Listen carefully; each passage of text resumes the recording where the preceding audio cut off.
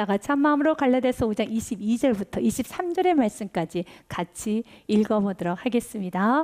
오직 성령의 열매는 사랑과 희락과 화평과 오래 참음과 자비와 양선과 충성과 온유와 절제니 이 같은 것을 금지할 법이 없느니라.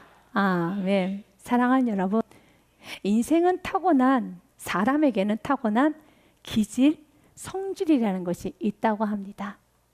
부모로부터 받았던, 어떤 환경으로부터 받았던, 그리고 내가 만들어낸 어떤 성질, 성격이라고 하지요. 여러분의 신앙생활을 어떻게 하고 계십니까?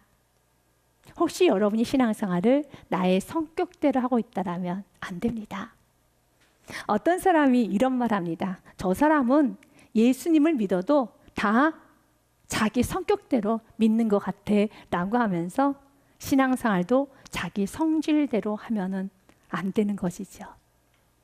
우리는 나의 성질대로 부모로부터 받았던 또한 환경으로 만들어진 어떤 내가 여러 가지 경험과 내 안에 상처로 만들어낸 나의 성격으로 신앙생활을 하는 것이 아니라 우리가 그리스도인이라면 그리스도 안에 있다라면 성경은 말합니다. 새로운 피조물이니 새 것이 되었으니 너의 성격, 기질이 아닌 예수 그리스도의 성품을 가지고 살아가기 원합니다. 고린도후서 5장 17절 말씀에 누구든지 그리스도 안에 있으면 새로운 피조물이라. 아멘. 그리스도 안에 있다는 것을 그리스도인이라고 합니다. 여러분은 사람들에게 뭐라고 자기 자신을 소개합니까? 나는 그리스도인입니다 라고 하죠. 그리스도인을 영어로 보면은 크리스천이라고 합니다. 크리스천은 크라이스트, 그리스도와 IAN, 출신을 나타내는 단어의 합성어로서 그리스도인이라 함은 바로 나는 그리스도로부터 나오는 그리스도 출신입니다 라는 뜻을 갖고 있습니다. 헬라어에서도 마찬가지 동일한 뜻을 갖고 있습니다. 크리스티아노스, 곧 그리스도 안에 있는 사람, 그리스도에게 속한 사람, 오늘 말씀 그대로 누구든지 그리스도 안에 있으면 그리스도인이죠. 새로운 피조물이 됩니다. 우리는 예전 것은 지나갔으니 보라 새 것이 되었도다. 나의 본성대로 살아가면 안 됩니다. 나의 성격대로 신앙생활하면 안 되는 것입니다. 새로운 피조물답게 여러분 새롭게 창조된 자답게 새 것처럼 행동하셔야 되는 것이죠. 하나님께서는 천지를 창조하시고 반복적으로 하셨던 말씀이 있습니다. 창세기 1장 말씀에 보니 하나님이 보시기에 좋았더라. 빛이 하나님이 보시기에 좋았더라. 하나님 빛과 어둠을 나누사. 8절, 여러분 10절, 18절, 31절 말씀에도 동일하게 하나님 말씀하십니다. 하나님이 묻힐 땅이라 부르시고 모인 물을 바다라 부르시니 하나님이 보시기에 좋았더라. 아멘. 18절 말씀에도요. 낮과 밤을 주관하게 하시고 빛과 어둠을 나누게 하시니 누구 보시기에 좋았더라? 하나님이 보시기에 좋았더라. 31절 말씀도요. 하나님이 지신 그 모든 것을 보시니 하나님이 보시기에 심히 좋았더라. 이 세상은 나보기에 좋게 만드신 거 아니라 하나님이 보시기에 좋게 만드셨습니다. 하나님은 우리를 새롭게 피조물로서 새 것으로 만드셨습니다. 하나님 보시기에 좋게 만드셨지요. 그래서 우리의 성품은 하나님 보시기에 좋은 성품을 가져야 됩니다. 또한 이웃들이 보기에도 좋은 성품을 가져야 됩니다.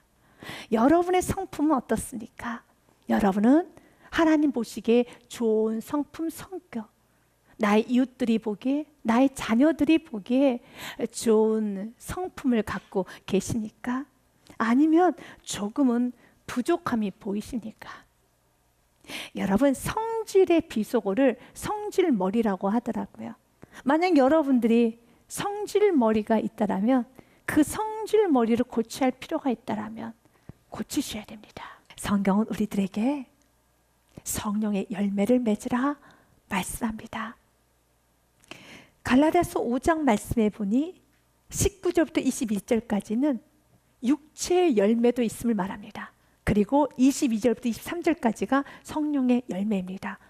육체의 일도 분명하니 곧 음행, 더러운 것과 호색과 우상숭배와 주술과 원수 맺는 것과 분쟁과 시기와 분냉과 당짓는 것과 분열함과 이단과 투기와 술 취함과 방탕함과 또 그와 같은 것들이라. 전에 너희에게 경계한 것 같이 경계하노니 이런 일을 하는 자들은 하나님의 나라를 유업으로 받지 못할 것이요 라고 말씀하면서 육체의 일이 분명하다고 말합니다. 그 육체의 일, 육체의 열매를 맺어서는 안 되는 것이죠. 우리가 맺어야 되는 것은 22절부터 23절 성령의 열매입니다. 성령의 열매는, 오직 성령의 열매는 사랑과 희락과 화평과 오래 참음과 자비와 양성과 충성과 온유와 절제니 이 같은 것을 금지할 법이 없느니라 라고 말씀을 하고 있습니다. 우리는 성령의 열매를 맺어야죠. 여러분은 육체의 열매를 맺고 싶습니까? 아니면 성령의 열매를 맺고 싶습니까?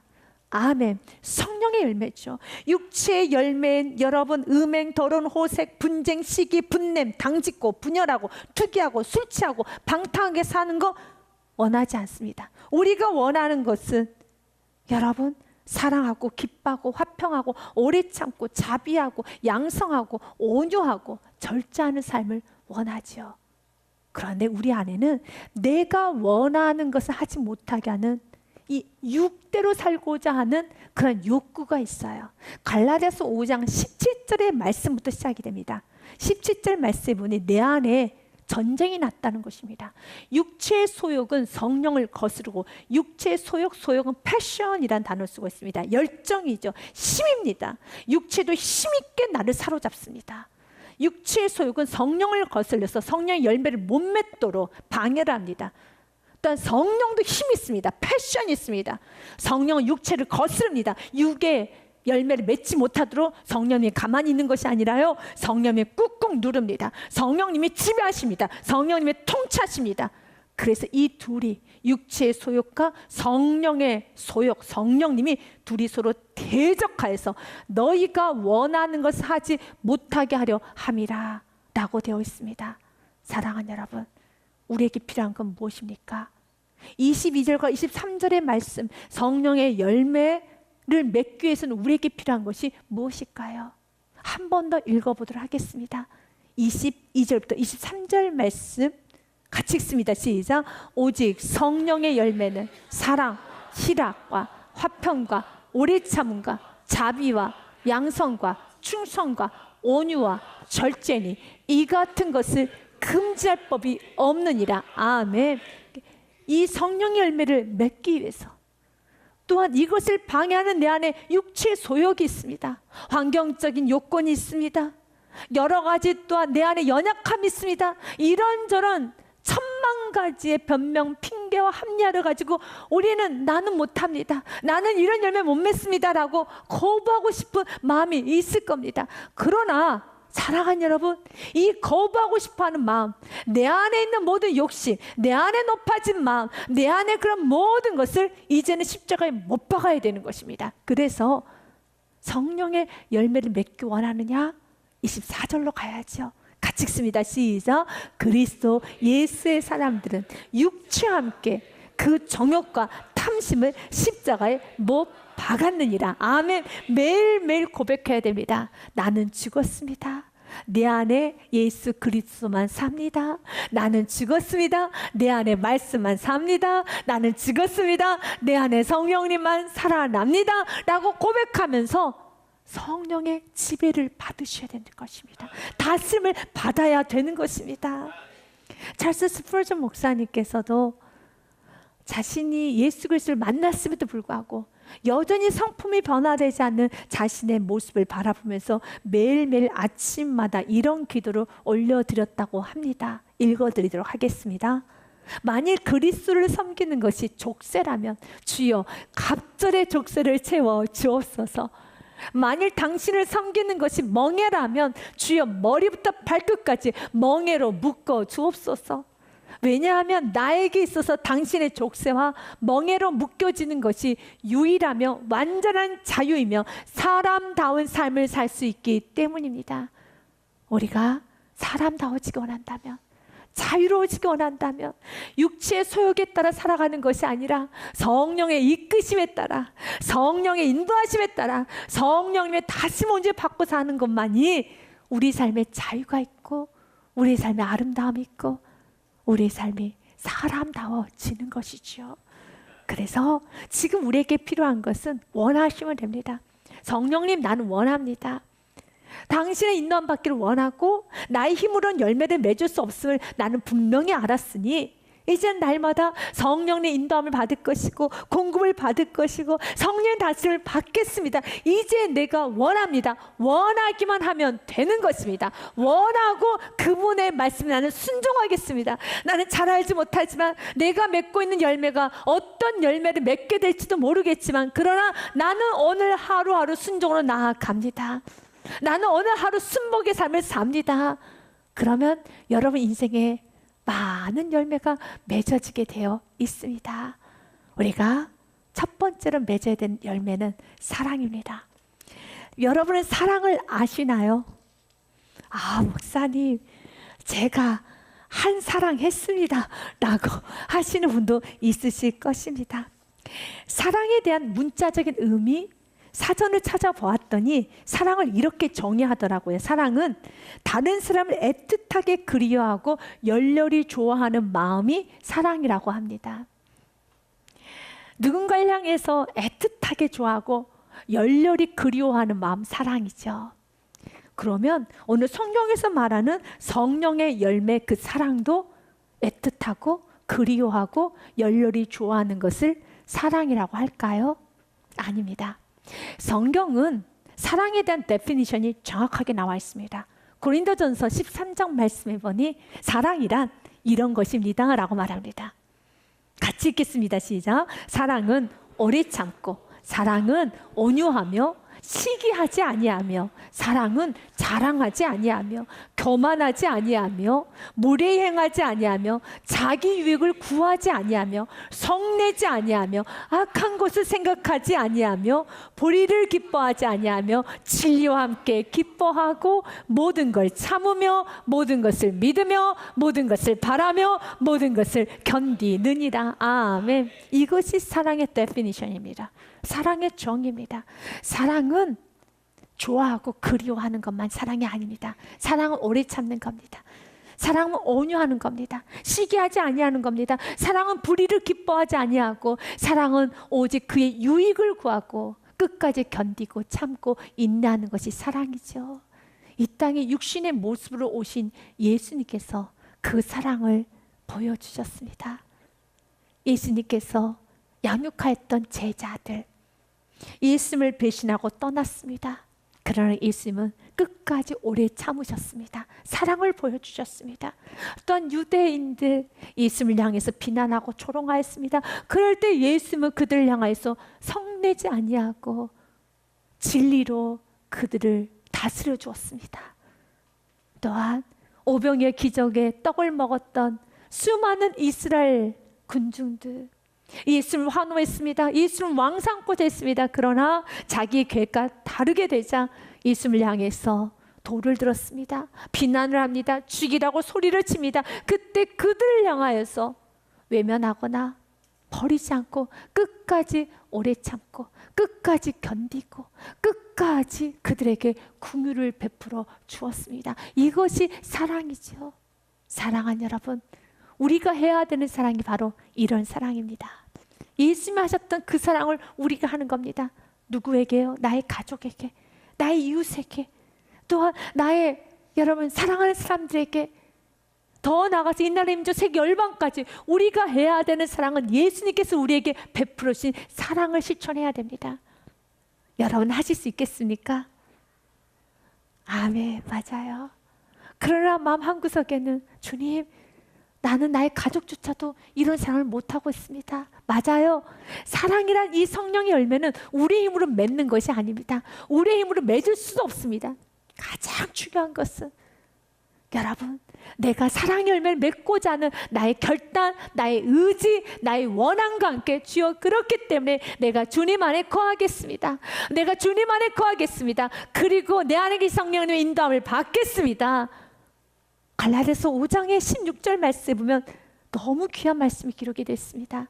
내가 이르노니 너희는 성령을 따라 행하라. 그리하면은 육체 욕심, 이기심, 정욕, 탐심, 그 모든 육체에 여러분 지저분한 모든 것들을 이루지 않게 되는 겁니다. 그리고 열매가 맺어지는 것이죠. 주님은 오늘도 우리가 성령을 따라 행하기 원합니다. 내 안에 계신 성령님께서 가르쳐 주셨어요. 사랑은 이런 것이란다. 너의 성격대로 신앙생활 하지 말아라. 너의 성질대로 예수 믿지 말아라. 너의 성품을 주장하지 말아라. 이제는 나의 성품, 나의 성질, 나의 성격, 나의 기질을 다 벗어버리고 오늘 주님께서 나에게 원하시는 이 말씀을 듣고 이 말씀에 따라서 진리의 성령님이 여러분의 삶을 인도하여 주실 것입니다. 그때 그 성령님에 따라 행하시면 되는 것이죠. 예수님도 사랑에 관하여 말씀을 하셨습니다. 예수님께서는 마태복음 22장 말씀에 먼저 하나님을 사랑해라, 그리고 이웃을 사랑해라 라고 말씀하셨어요.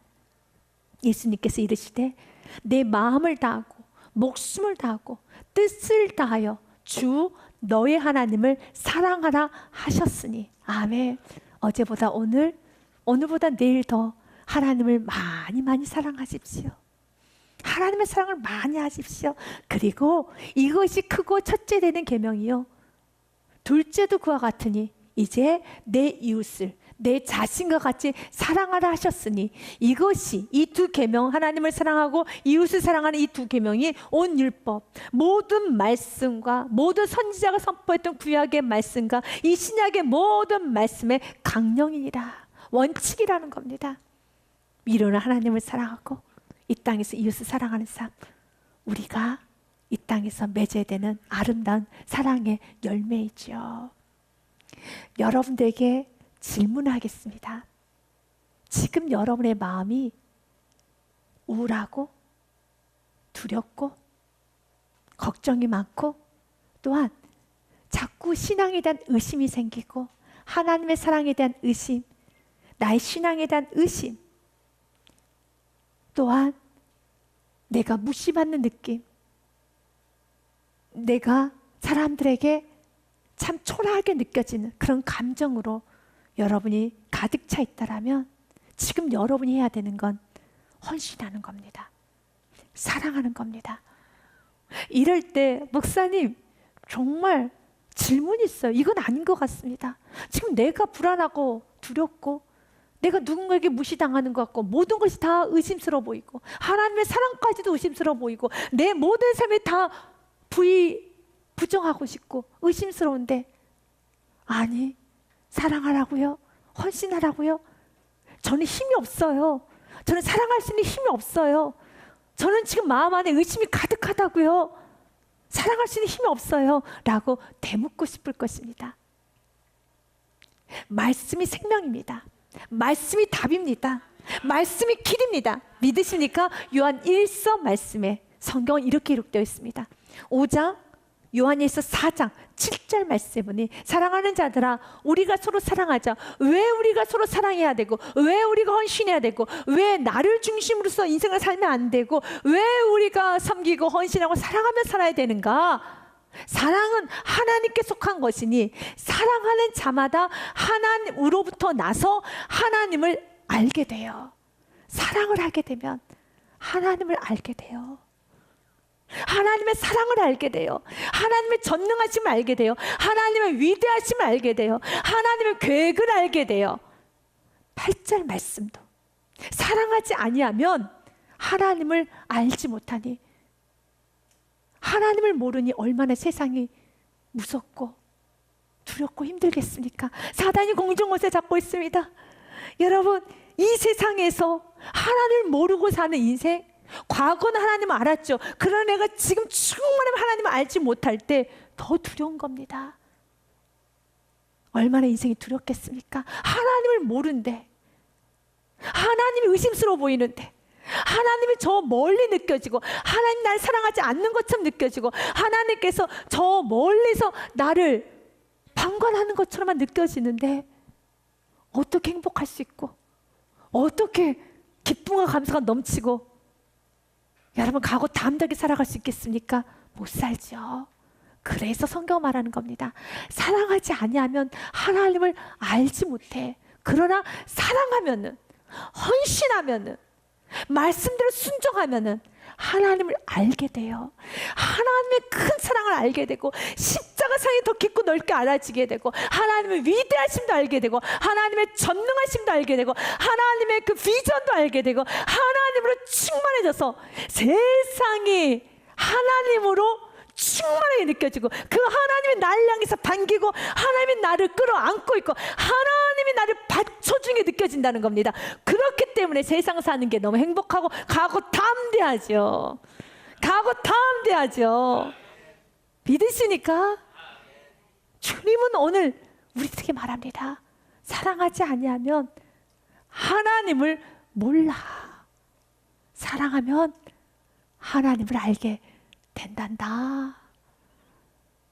이번 한 주간도 사랑하며 사시기 바랍니다. 순종하며 사시기를 바라겠습니다. 헌신하며 사시기를 바랍니다. 예수님이 하셨던 그 모습대로 한번 살아보십시오.